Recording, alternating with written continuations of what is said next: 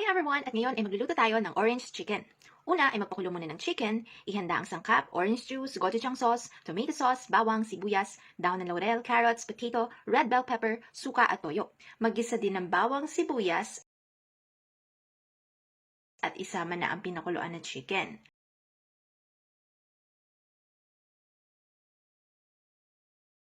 Lagyan ng tomato sauce, lagyan din ng tubig, pakuluan ng 30 to 45 minutes at isama na ang carrots, ilagay din ang patatas, bell pepper, gochujang sauce, suka, orange juice, at lagyan din ng patis, toyo, dahon ng laurel, at pakuluan. At luto na ang ating orange chicken. Enjoy!